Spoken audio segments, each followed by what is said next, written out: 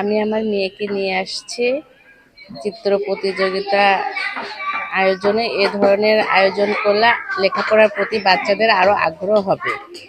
আমি এই প্রতিষ্ঠানকে ধন্যবাদ জানাই। পূর্ব হাটহাজারীর সরকারি রেজিস্ট্রেশনভুক্ত স্বনামধন্য শিক্ষা প্রতিষ্ঠান চিটাগাং উনার গ্রামার স্কুলে গত 7 জানুয়ারি বার্ষিক ক্রীড়া চিত্রাঙ্কন ও পুরস্কার বিতরণ অনুষ্ঠান অনুষ্ঠিত হয়েছে। অনুষ্ঠানে স্কুল পরিচালনা পরিষদের সম্মানিত সভাপতি ইঞ্জিনিয়ার মোহাম্মদ আবু তাহেরের সভাপতিত্বে এবং সিনিয়র শিক্ষক মোহাম্মদ রফিক স্যারের সঞ্চালনায় অনুষ্ঠান সুন্দরভাবে সম্পন্ন হয়। আমার নাতনিকে চিটাগাং উইনার গ্রামার স্কুলে নিয়ে আসছি। আমার দেখে খুব ভালো লাগতেছে, যেন পড়ার পাশাপাশি এরকম যেন চিত্রাঙ্কন সারা বছর হয়ে থাকে। আমার মেয়ে এখানে এই চিত্রাঙ্কন প্রতিযোগিতায় অংশ নিয়েছে।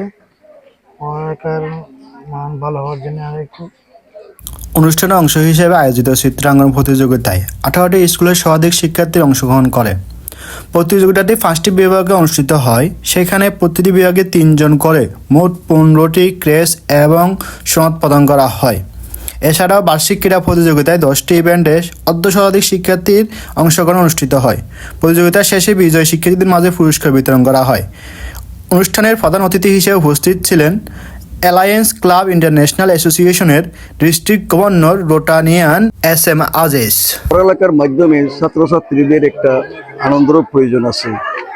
এর মধ্যে ক্রিয়া এবং চিত্রাঙ্কন এগুলো দিয়ে ছাত্রছাত্রীদেরকে উৎফুল্ল করতে হবে, খুশি করতে হবে। তারপর ভবিষ্যতে এইটার দ্বারা ছাত্রছাত্রীরা উপকৃত হবে।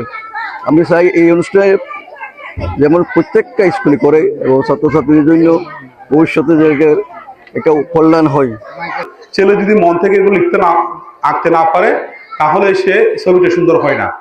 যে ছেলে বা যে মেয়ে মন থেকে এই চিত্রগুলো তুলির মাধ্যমে খাতায় প্যাডের মাধ্যমে তুলে ধরে তার জীবনটা অনেক সুন্দর হয়। শুভেচ্ছা বক্তৃতা দেন প্রতিষ্ঠানের প্রতিষ্ঠাতা অধ্যক্ষ মোহাম্মদ আরিফ জামশেদ। বিশেষ অতিথি হিসেবে উপস্থিত ছিলেন স্কুলের পরিচালক সালাউদ্দিন কাদের লাবলু, ইসলামী ব্যাংকের senior officer SM Jubayer, Parinita art স্কুলের পরিচালক নিলয় সাহা ও বিশিষ্ট শিক্ষানুরাগী সরোয়ার ইকবাল। 2008 সাল থেকে প্রতিষ্ঠিত চিটাগাং উইনার গ্রামার স্কুল সময়ের চাহিদায় 2016 সাল থেকে আমি বাচ্চাদের মেধা বিকাশ ঘটানোর জন্য এই চিত্রাঙ্কন প্রতিযোগিতার অনুষ্ঠান আয়োজন শুরু করি। 2016 সাল থেকে 2026 সাল এই 10 বছরে করোনার সময় 2 বছর গ্যাপ ছিল।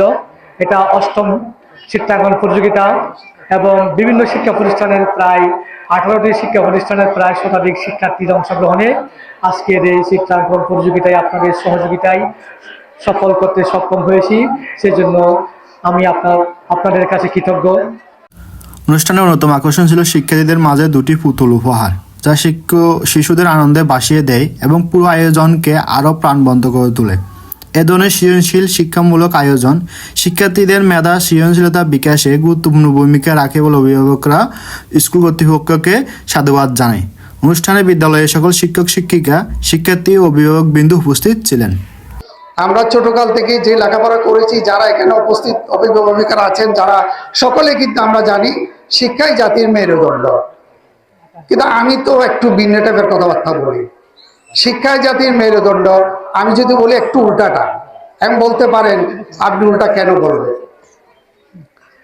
শিক্ষা জাতির মেরুদণ্ড ওই জায়গায় যদি যে শিক্ষাটা শিক্ষার মতো হয়, শিক্ষায় শিক্ষিতের মতো না হয়, যে শিক্ষা দিয়ে যদি আমার বৃদ্ধা মা বাবাকে বৃদ্ধার আশ্রম বাঁচাতে হয়, তাহলে ওই শিক্ষা আমার কোনো প্রয়োজন নাই। ওই জন্য বলবো শিক্ষা জাতির মেরুদণ্ড নয়, তার মেরুদণ্ডটা হবে কোনটা? তার যে কাজটা করতে পারবে। আপনি অভিভাবক হিসেবে আপনার যে ছেলে মেয়েকে যে শিক্ষাটা দিবেন, সেই শিক্ষাটা ওই শিক্ষা হতে হবে যে আমি মুরব্বীদের শ্রদ্ধা করব, আমি শিক্ষকদের শ্রদ্ধা করব, আমি পথে ঘাটে চলার মধ্যে বড়দেরকে সম্মান করব। এটাই হবে শিক্ষা।